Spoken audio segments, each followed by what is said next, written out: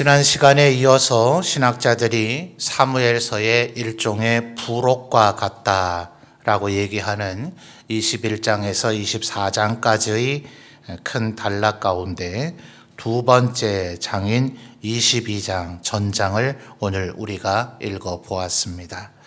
아마 읽으시면서도 느끼셨을 터이고 또 이것이 부록으로 이렇게 분류될 정도로 이 22장은 거의 다윗의 생애 전반을 그 스스로가 회고하는 그런 내용으로 되어져 있죠. 거의 같은 그런 내용의 본문이 시편 18편에 수록이 되어 있습니다. 시편 18편은 신학자들이 어느 것이 더 먼저 기록됐는가? 시편은 각각 그 시인들에 의해서 시가 지어졌겠죠. 우리나라에도 악장 가사, 악학 괴범 이런 노래들을 수집해서 편찬한 책이다. 아마 학교에서 역사 시간에 그런 걸 배우신 기억이 있으실 거예요. 시편은 마치 그와 같아요.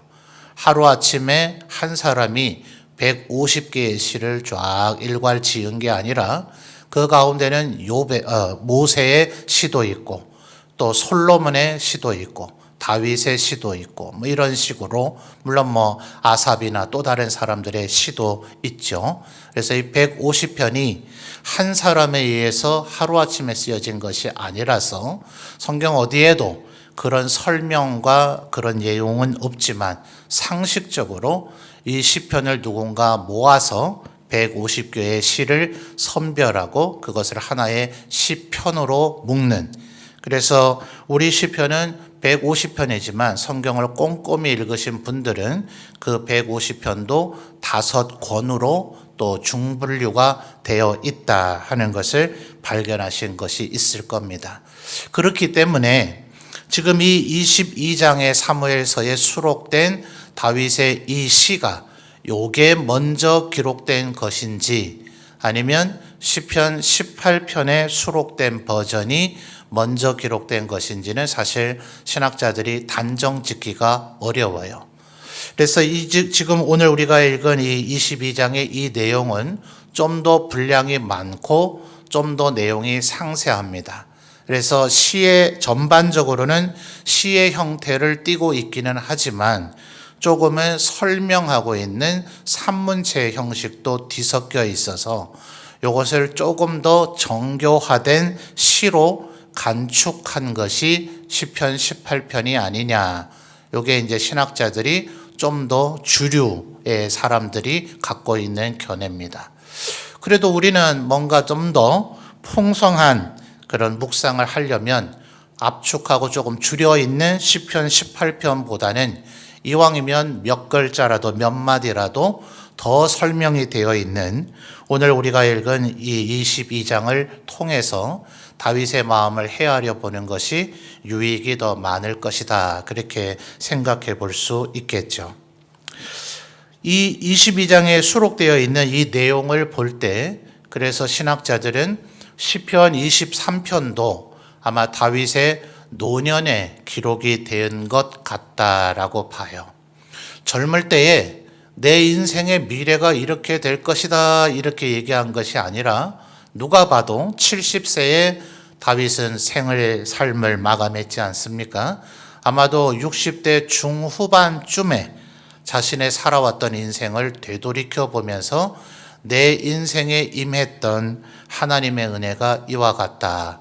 그래서 23편, 시편 23편 1절 그 유명한 표현이 뭡니까? 여호와는 나의 목자시니 내게 부족함이 없으리로다. 어떤 면에서 오늘 우리가 읽은 이 내용은 그 시편 23편의 확장 해설판과 같다. 이렇게 얘기하는 신학자들이 있어요. 좀 감수성이 예민하신 분들은 이미 읽으면서 그러네. 내 생각도 그게 맞는 것 같네 라는 생각이 드실 수 있을 텐데요. 그렇지 않으시다면 오늘 우리가 읽은 부분들을 한번 정리를 해보죠. 자, 7절 말씀을 우리 성도님들이 한번 다시 읽어봐 주실까요? 7절입니다. 읽어주세요. 시작.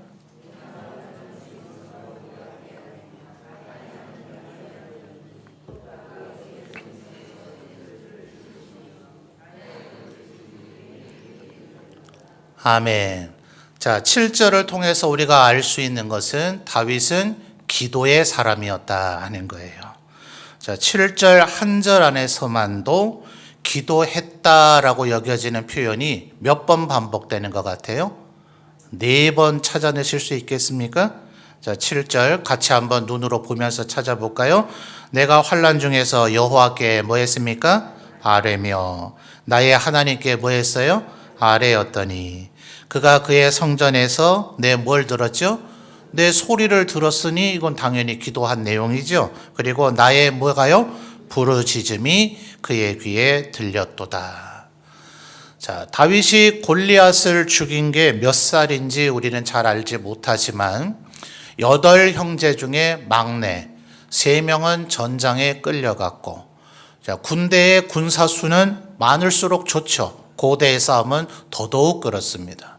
그러니 한 명이라도 더 데려가고 싶겠죠. 왕이나 장군들은요. 그런데 애기들을 데려갈 수는 없잖아요. 그러다 보니 상식적 룰이 20살 이상 된 이들을 데려간다. 그래서 아마도 셋째까지는 20살이 넘었던 것 같고 넷째부터는 20살이 안 돼서 군대에 안 간 것 같다. 그러면 넷째부터 8째까지 연년생으로 태어났다 하더라도 다윗은 겨우 15살 밖에 안 된다는 계산이 나와요. 요셉이 꿈꿀 때처럼 17살이다 이렇게 성경이 딱 알려주면 좋은데 그런 얘기가 없기 때문에 이런 계산을 해보는 겁니다. 자, 30살이 됐을 때 사울이 죽고 요나단과 또 그 형제들이 죽음으로 30살의 유다 지파만의 왕으로 옹립되죠. 15살에 골리앗을 죽였다면 그는 무려 15년 동안이나 사울에 의해서 지명 수배자가 됐죠. 다윗에게 골리앗의 칼을 제공해 줬다는 이유만으로 제사장 집안을 도륙내버렸어요. 그리고 다윗이 어디 있는지 보고도 알리지 않는 자, 감춰주는 자, 그에게 먹을 거나 휴식처를 제공하는 자, 그들도 죽인다 그랬습니다. 그래 놓니 다윗이 자기의 동족 지파를 블레셋인들에게 구원해 줬는데도 그 동족이 오히려 사울 왕에게 다윗 여기 있습니다 라고 고발을 해버려요. 어쩔 수 없는 거죠. 제사장도 죽이는데 나 같은 사람이 다윗이 아무리 우리를 도와줬기로서니 바로 사울 왕에게 보고하지 않으면 그러면 나도 죽일 것 아닌가. 두려움과 공포에 사로잡힌 모든 이스라엘인들이 다윗을 돕지를 않습니다. 그러다 보니 자신의 가족들은 먼 외 증조모가 바로 룻이죠. 그러니까 모압 왕에게 자기의 가족들을 다 위탁을 해놓고 심지어는 블레셋인들에게까지 위탁을 해서 마치 미치광이가 된 것처럼 침을 질질 흘리고 벽을 끓는 짓까지 했었더라. 얼마나 참 수치스럽고 얼마나 치욕스러운 매일같이 정말 시편 22편 바로 예수님께서 십자가에 달려 돌아가실 때 하셨던 그 말씀이 바로 다윗이 지은 시를 인용한 거죠. 나의 하나님 어찌하여 나를 버리시나이까.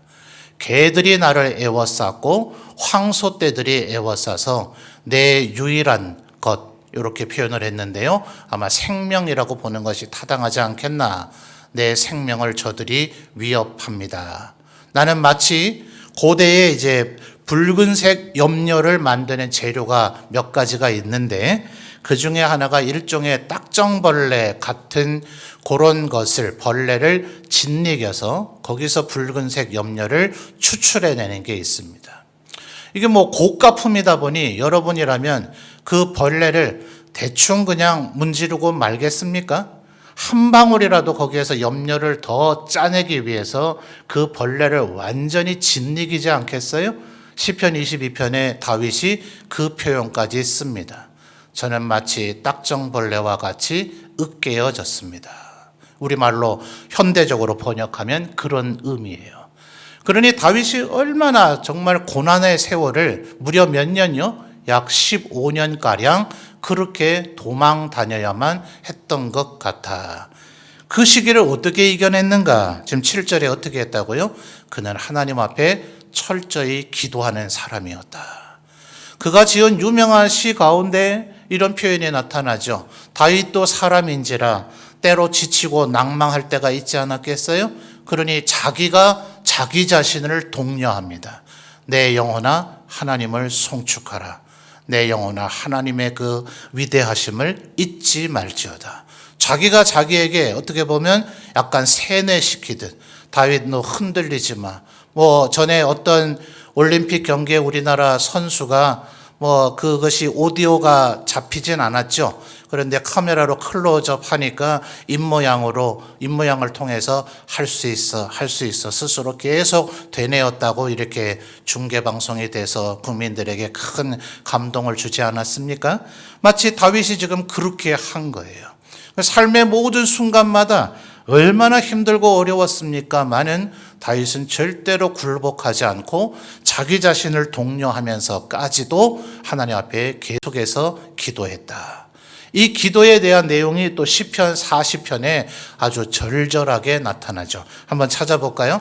시편 40편은 제가 너무나 좋아하는 시라서 우리 성도님 가정에 신방 가서 아마 제게 40편 1절에서 5절로 설교를 들으셨던 성도님들이 굉장히 많으실 것 같아요.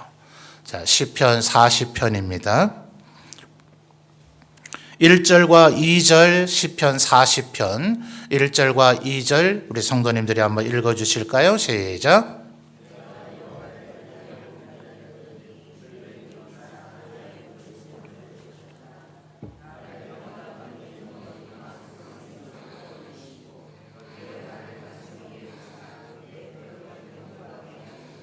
아멘. 2절에 뭐라 그래요? 나를 기가 막힐 웅덩이와 수렁. 정말 기가 막히죠, 그죠? 우리 삶에 기가 막힌 정말 그럴 때가 있습니다. 야, 어떻게 이런 일이 나에게 일어나나? 웅덩이와 수렁이라는 게 특징이 뭐예요? 늪이라 그러죠. 여긴 빠지면 누가 밖에서 끌어내줘야 되지 내 능력으로는 절대 못 나옵니다. 잘난 체 하면서 허우적댔다가는 그 허우적대는 힘만큼 더 빠르게 밑으로 빠져들어서 더 빨리 죽음에 이를 뿐이지 자기 힘으로는 절대로 못 나옵니다. 그래 어떻게 해야 돼요? 누군가 건져내 줘야 되는데 1절에 어떻게 했다고요? 여호와를 기다리고 기다렸더니 귀를 기울이사 나의 부르짖음을 들으셔서 2절 이어지는 중반절에 나를 끌어올리시고 내 발을 반석 위에 두셔서 내 걸음을 견고하게 하셨다. 그러니까 다윗의 이 시를 시편에서 구석구석 찾아보면 그가 얼마나 절절한 기도의 사람이었는가 하는 것을 알 수 있습니다. 우리 성도님들 오늘 이 저녁 다윗의 인생 전체, 다윗이 지금 회고하는 내용입니다. 나는 이렇게 하나님 앞에 기도했었다. 이 말씀을 마음에 새기셔서 우리 성도님들도 늘 기도하는 사람으로 살아가시기를 주님의 이름으로 축원합니다. 자, 이제 사무엘하 22장으로 다시 돌아오시죠. 17절을 보실까요? 사무엘하 22장의 17절을 보시면 그가 위에서 손을 내미사 나를 붙드시며. 자, 이제 8절에서부터 16절까지 하나님께서 베푸신 막 기적들을 다윗이 묘사합니다. 이건 우리 왜 사무엘서를 살펴볼 때에 뽕나무 꼭대기에서 달려가는 소리가 들리거든 너는 진격하라 이렇게 얘기했던 거 기억하시죠? 뽕나무 꼭대기에 달릴 수 있는 사람 있으면 제가 가진 것 전부 다 드리겠다 그랬죠? 그런 사람은 없어요. 누가 뽕나무 꼭대기를 달려갈 수 있습니까? 누구예요? 하나님의 천군 천사. 어쩌면 엘리사는 봤지만 그의 사화는 보지 못해서 두려워 떨던 아람 군대가 와서 엘리사 선지자가 있던 그 성을 에워쌌지 않습니까? 그러니까 사환이 아이고 선지자여 우리 이제 꼼짝없이 죽게 생겼습니다 하니 엘리사 선지자가 하나님 이 사환의 눈을 띄어주셔서 하나님의 위대하심을 보게 하옵소서 하니 그 성을 보호하고 있는 하나님의 불로 된 천군 천사가 공중에 날아다니는데 아람 군대 수보다 더 많더라. 마치 그런 거죠. 뽕나무 꼭대기에서 걸어가는 소리, 하나님이 친히 나타나셔서 다윗을 도우시고 건지셨던 그 기적들이 8절부터 보면 뭐 땅이 진동하고 하늘의 기초가 요동하고 입에서 불이 나와 사르고 하늘이 두리우시고 뭐 11절에 구룹을 타고 나르시고 하여튼 구구절절 16절까지 하나님이 행하신 그 기적들을 이제 시적으로 표현을 하는 거예요. 그래서 결국 결론은 뭐예요? 17절에서 그가 누구십니까? 하나님이죠. 하나님께서 위에서 손을 내미사 18절에 나를 건지셨다. 그리고 20절에서도 나를 인도하시고 나를 구원하셨다 하는 겁니다. 다윗을 도우신 하나님께서 우리 성도들도 도우시고 구원하시고 인도해 주실 줄 믿습니다. 우리 뭐만 하면 됩니까? 하나님 앞에 간절히 부르짖어 나를 도우소서 기도만 하면 하나님께서 우리를 도우시고 구원해 주실 것입니다. 물론 다윗은 기도만 한 것은 아닙니다. 언제나 제가 우리 성도님들께 강조드리는 것은 우리는 기도를 많이 강조하다 보니 목회자들이 한편에 설교를 할 때 시간이 한정되어 있으니까 기도해야 됨을 여러분에게 설득하고 논증하고 성경 안에서 기도를 어떻게 했는가 또 기도의 응답을 어떻게 받았는가 이거 설명하다 보니 시간이 다 가서 마치 기도만 하면 되는 것처럼 이렇게 설교하고 예배가 끝마칠 때가 종종 있어서 거기에서 우리 성도님들이 오해하지 않는가. 하나님의 사람들이 기도할 때는 절대로 기도만 하지 않아요. 그들에게 먼저 선행되고 밑바탕에 깔리는 것은 하나님의 말씀에 순종하는 거더라 하는 거예요. 그래서 요한 사도가 요한 1서에서 뭐라 그럽니까? 너희들이 정말 하나님을 믿는다면, 자, 요한 복음은 하나님 그리스도를 모르는 이들에게 그리스도가 하나님의 아들 구세주시다라는 걸 알려주는 게 요한 복음이라면, 요한 1서는 나름대로 내가 그래도 예수님 안다, 내가 예수님 믿고 있다 하는 사람들에게 야 그렇게 믿는 건 예수님 믿는 거 아니야, 똑바로 믿어 라는 걸 가르쳐 주는 게 요한 1서예요. 그래서 요한 1서의 처음에 요한 사도는 어떤 면에서 자랑합니다. 나와 같이 그리스도의 음성을 듣고 그분의 모습을 보고 그분을 만져본 자가 누구냐. 우리는 예수님과 대화도 해봤고 음식도 같이 먹었고 그분을 만져봤는데 그분은 우리를 위해서 죽으셨으니 우리도 그분처럼 남을 위해서 죽는 것이 마땅하다. 이렇게 선행을 행하는 자가 하나님 앞에 기도 응답을 받는다. 필연적으로 우리가 예수 믿고 살더라도 범죄할 수밖에 없으니 그걸 회개해야 되지, 나는 죄가 없다 이렇게 자꾸 우겨대면 그 죄는 너에게 그대로 있을 뿐이고 내가 죄인이다 하면서 하나님 앞에 회개 자복하면 하나님께서 그 죄를 맑게 씻겨주실 것이다. 이게 왜 중요한가? 죄가 있는 채로는 아무리 기도를 많이 해봐야, 목이 쉬도록 기도해봐야, 고함 질러서 온 천하가 다 듣도록 기도해봐야, 40일 금식하고 기도해봐야 하나님과 나 사이에 죄악이 가로막고 있기 때문에 하나님 앞에 기도가 상달되지 못한다고 요한 사도가 얘기하죠. 그러니까 절대로 여러분 기도하십시오 하는 요 말을 목회자들은 요걸 강조하느라 뒷말을 생략해버릴 때가 있는데 기도만 하면 되는 것이라고 절대로 오해하면 안 됩니다. 그래서 오늘 22장도 보십시오. 22절에 22절 우리 성도님들 다시 한번 읽어주세요. 이것으로 요 구절로 제가 오늘 제목을 삼은 거예요. 이것이 이 51절 가운데서 제일 중요하다고 보기 때문에요. 22절 읽어주십시오. 시작.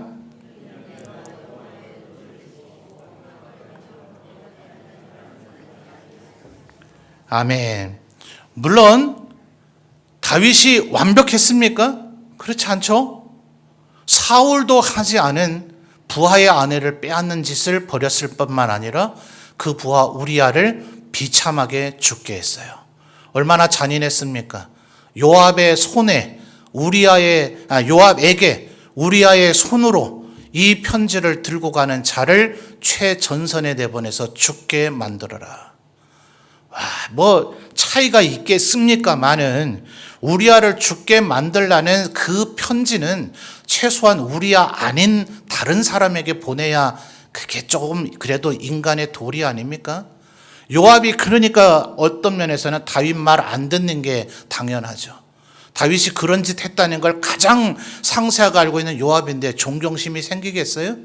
야, 당신 말이야 부하의 아내 뺏으려고 그 부하 죽이라고 나한테 편지 보냈던 사람 아니야? 이런 생각을 갖고 있으니 다윗의 말을 안 듣는 게 오히려 당연할런지 모르죠. 그러니 다윗이 사실은 22절, 23절, 24절에 얘기한 23절에는 그의 모든 법도를 내 앞에 두고 24절에 내가 또 그의 앞에 완전하여. 근데 사실은 하나님께서 보실 때 그가 밧세바를 취한 그거 외에는 다윗에게 허물을 찾을 일이 없다 하셨잖아요. 그러니까 그가 최선을 다해 살았던 건 맞습니다. 그러니 우리 성도 여러분 기억하셔야 될 것은 우리는 절대로 완전하지 않아요. 성화하려고 거룩하게 우리가 되어보려고 하나님께서 내가 거룩하니 너희도 거룩하라 십계명을 주실 때 이렇게 선언하셨잖아요. 그래서 그 거룩하게 됨을 우리가 추구해야 된다는 것이 구원의 9가지 서정 가운데 7번째의 성화 아닙니까? 우리가 성화하고자 성령의 도우심을 힘입어 성화돼 보고자 아무리 노력한다 할지라도 8번째 하나님의 견인의 은혜가 아니하고서는 우리는 이 구원의 길을 완주할 수가 없어요. 천국에 도달했을 때에야만 비로소 영화롭게 될 것이다. 아니면 예수 그리스도께서 이 땅에 재림하심으로 우리를 영화롭게 해주실 때에야만 영화롭게 되겠죠. 그래서 중세의 기독교 철학자는 말하기를 기독교인들은 안 된다는 걸 뻔히 알면서 그 안 될 것을 해보겠다고 끊임없이 도전하는 역설적인 존재다 이렇게 얘기했어요. 그러니까 여러분 기억하셔야 돼요. 아유 뭐 해봐야 안 된다더라 대충 살자 오늘부터 막 적당히 범죄하며 살자 이런 태도. 그래서 어떤 신학자들은 신앙이란 곧 태도다. 내가 안 돼. 어차피 안 된대. 목사님이 안 된다 그랬어. 그러니까 대충 죄 짓고 살 거야. 이래도 안 되는 거고요. 분명히 안 되는 건데 자기 혼자 속아서 자기를 다른 사람들도 다 속인 것처럼 나는 의로워. 나는 완전해. 완벽해. 웃기고 있는 거죠. 우리 앞에는 한 번도 들키지 않았다 할지라도 당신도 인간이기 때문에 절대로 완벽할 수 없다는 걸 성경이 증언하고 있는데 뭘 혼자 의롭다고 하느냐. 그래서 절대로 제대로 된 신앙의 사람은 교만할 수가 없는 거예요. 하나님 앞에서는 우리 모두 다가 여전히 허물이 있는 자이기 때문에 그러나 뭐 해야 됩니까? 안 될 줄 알면서도 끊임없이 최선을 다하는. 그래서 또 어떤 신학자는 말하기를 기독교인이란 마치 오뚜기와 같은 존재다. 넘어지면 넘어진 채로 있습니까? 안 있습니까? 안 있죠? 넘어뜨려 봐야 다시 벌떡 일어나고 또 넘어뜨려 봐야 더 벌떡 일어나고 아이가 오뚜기 가지고 장난을 치면 장난치던 아이가 먼저 지쳐 떨어질 뿐이지 오뚜기는 절대로 지치거나 포기하지 않습니다. 아이가 손을 떼는 순간 또다시 벌떡 일어나는 것. 이것이 기독교인의 모습이다. 우리 힘으로는 안 되죠. 누가 우리를 그렇게 하도록 만들어 주십니까? 성령 하나님께서 그렇게 해 주시기 때문에. 그래서 다윗은 지금 22, 3, 4절에서 내가 여호와의 도를 지켰다. 또 모든 법도를 내 앞에 두었다. 내가 그 앞에서 완전했다라고 얘기하고 있기는 한 것입니다. 그러나 지금 충분히 설명드렸듯이 다윗 또한 분명히 불완전함과 범죄함이 있었죠. 그래서 26절부터를 보십시오. 계속해서 강조하는 것은 주님의 것입니다. 자, 26절, 27절 한번 보실까요? 자비한 자에게는 누구의 자비하심요? 주의 자비하심을 나타내시며 완전한 자에게는 누구의 완전하심요? 주의 완전하심을 보이시며 깨끗한 자에게는 뭘 보이세요? 주의 깨끗하심을 보이시는 거예요. 나름 자기가 깨끗하다라고 여기고 주장하고 생각하는 사람에게는 하나님의 그래서 계시록을 보십시오. 그리스도와 하나님을 나타내는 모든 그 표현이 뭐예요? 그는 밝은 빛과 같으시며 빛난 주석과 같으시며 불붙은 뭔가 같으시며 하면서 계속해서 표현되는 그 표현이 감당할 수 없는 인간이 구현해낼 수 없는 아주 밝은 광채를 얘기합니다. 그래서 요한복음에서 하나님은 곧 뭐라고요? 빛이시라. 그러니까 하나님 앞에 깨끗하다고 이렇게 얘기하면 27절에 주의 깨끗하심을 보이시고 사악한 자에게는 주의 거스리심을 보이시기 때문에 28절에 주께서 곤고한 백성은 구원하시고 교만한 자를 살피사 낮추시리이다. 그래서 주님 뭐라고 얘기하셨습니까? 심령이 가난한 자는 복이 있나니. 하나님 앞에 늘 낮출 수밖에 없는 거예요. 최선을 다해 살지만 그럼에도 하나님 앞에서는 주님 나는 죄인으로소이다. 나를 떠나소서 그렇게 얘기했던 베드로처럼 하나님 앞에는 꿇어 엎드릴 수밖에 없는 거죠. 그래서 계속해서 강조하는 것이 주님입니다. 29절에도 여호와여 주는 나의 등불이시니 이 30절 내가 누구를 의지합니까? 주를 의뢰하고 적진으로 달리면 내 하나님을 의지하고 성벽을 뛰어넘나이다. 내가 최선을 다하지만 여전히 주님께서 나를 용납하시고 용서해 주심으로 내가 지금 이 자리에 서 있을 수 있었습니다 하는 것입니다. 자, 그러니 첫째는 기도의 사람이었고요. 두 번째는 뭡니까? 말씀에 순종하는 사람이었다면 세 번째는 뭘까요? 회개하는 사람이에요. 다윗의 인생을 이렇게 정리할 수가 있는 겁니다. 우리 성도님들, 하나님 앞에 기도하는 사람, 말씀에 순종하는 사람, 그러다가도 우리는 필연적으로 쓰러질 수밖에 없으니 회개하는 사람으로 살아가시는 우리 성도님들이 되시기를 바랍니다. 두 가지만 더 살펴볼까요? 36절부터 41절까지는 이 하나님께서 다윗을 전쟁터로 몰아넣은다 이렇게 다윗이 심지어 표현합니다. 40절에 그렇게 표현하죠. 40절 우리 성도님들 읽어주세요. 시작.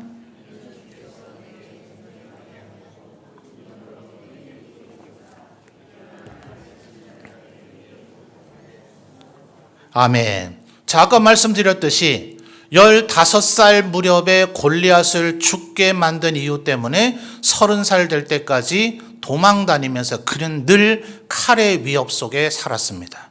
자, 30살에 유다 지파의 왕이 돼서 37살 6개월 지날 때까지 무려 7년 반 동안 베냐민 지파와 내전을 치러야만 했습니다.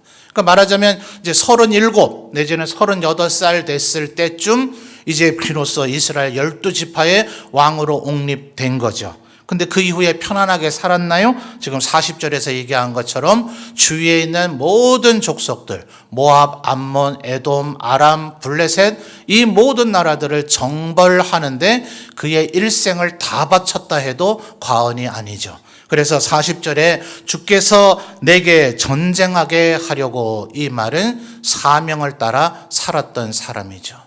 그래서 바울 사도도 디모데에게 뭐라고 얘기합니까? 내가 그리스도 예수의 참된 군사로 나와 함께 고난을 받으라. 군사로 부름을 받은 자는 자기를 위해서 살지 않고 자기를 부르신 그 분을 위해서 사는 자가 그리스도의 군사다 하면서 바울도 디모데도 다윗처럼 사명을 따라 살아간 거죠. 그러니까 다윗의 인생 네 번째 주제는 뭡니까? 다윗은 사명을 따라 살아간 사람이다. 자, 첫 번째부터 네 번째까지 정리가 되십니까? 첫 번째 뭐예요? 기도의 사람. 두 번째요? 말씀에 순종한 사람. 세 번째요? 회개했던 사람. 네 번째는요? 사명을 따라 살아갔던 사람입니다. 그럴 때 하나님께서 승리를 가져오게 하시는 이유가 42절에 보십시오. 다윗이 그러면 사명을 따라 살아감으로 다윗은 위대했기 때문에 그게 가능한 게 아닌가? 42절 읽어주세요. 시작.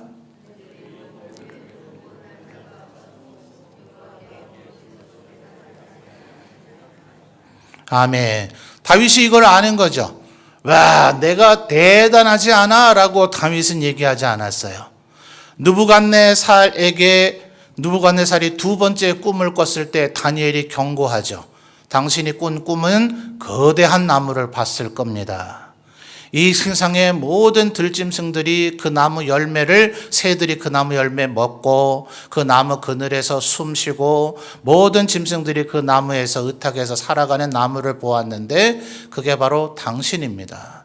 당신 스스로가 내가 얼마나 위대하냐라고 교만을 떠는 그날 하나님께서 그 나무를 베어서 넘어뜨리셨습니다. 구루터기밖에 남지 않았는데 그 후에 다시 그 나무가 그 구루터기에서 싹이 나게 되는 이런 꿈을 꾸게 되죠. 그래서 그것이 뭔 꿈이냐? 하나님께서 당신을 세우셨기 때문에 겸손하지 않고 교만하면 이 나무 쓰러뜨리듯 당신도 쓰러뜨릴 것이니 절대로 교만하지 말고 선을 행하고 공의를 행하라 했는데 느부갓네살이 1년이 되자 그 경고를 잊어버리고 내가 만든 이 바벨론 도성이 얼마나 대단한가. 바벨론 제국의 수도가 바벨론이죠. 그래서 이제 나라 이름도 바벨론이 되는데 그 바벨론의 성벽의 높이가 수십 미터였다 그래요. 오늘날의 거의 고층 아파트 수준이었다 그럽니다. 다른 사람들이 와서 침략해서 함락시킬 수 있었겠습니까? 불가능하겠죠?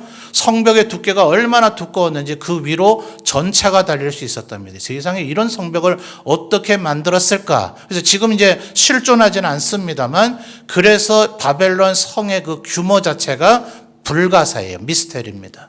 그리고 이 느부갓네살이 메디아의 공주인 자기 아내를 위해서 만들어줬다는 정원인데 말이 정원이지 아예 인공으로 산을 만들어버린 거예요. 이 산이 얼마나 높았는지 구름을 뚫고 올라갔대요.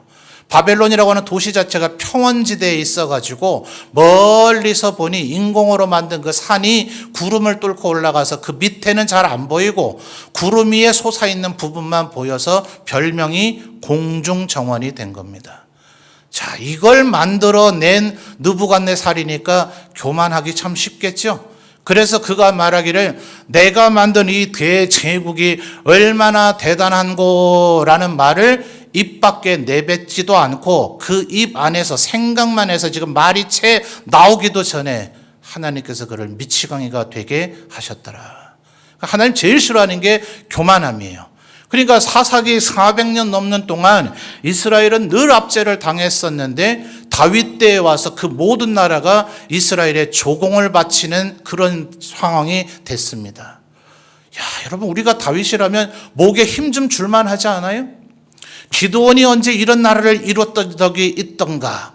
에훗이 이런 나라를 이뤘던 적이 있던가? 드보라가 가능했던가? 삼손이 가능했던가? 이렇게 좀 큰 소리 뻥뻥 칠만 한데 다윗 그 어디를 봐도 그런 얘기 했다는 표현이 나타나질 않아요. 42절에 뭐라 그랬다고요? 이렇게 된 이유는 그런 도움을 구해도 구원할 자가 없었고 여호와께 부르짖어도 여호와께서 그들에게 대답해 주지 않으셨기 때문이다. 내가 승리한 게 아니라 하나님은 내 기도에는 응답하셨고 그들의 기도에는 응답하지 않으셨기 때문에 그들이 패망하고 우리가 이긴 것이다. 승리의 원인이 누구에게 있다고요? 오직 하나님께 있다. 그래서 이건 뭡니까? 감사의 사람이죠.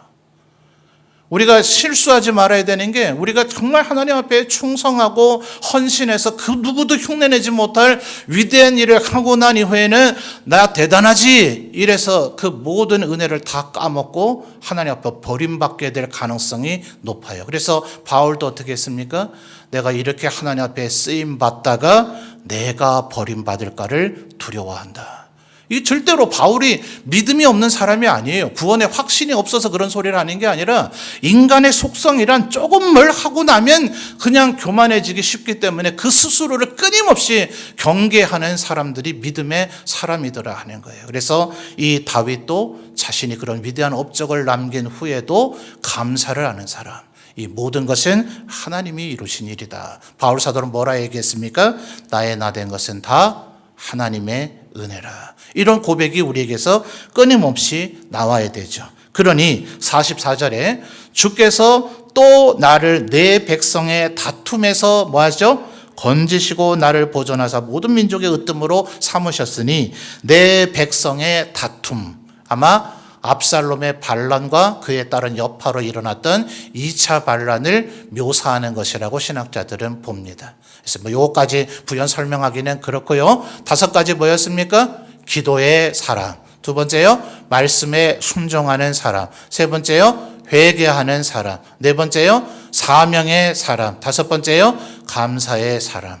다윗 스스로가 말하는 다윗의 인생에 대한 정리입니다. 무려 51절이나 되기 때문에 더 많은 것들을 찾아낼 수 있겠으나 우리 성도님들께 이런 5가지만 추려드립니다. 우리도 다윗처럼 이렇게 살아서 다윗처럼 하나님 앞에 축복만 받아 누리시는 우리 모든 성도들이 되시기를 주님의 이름으로 축원합니다.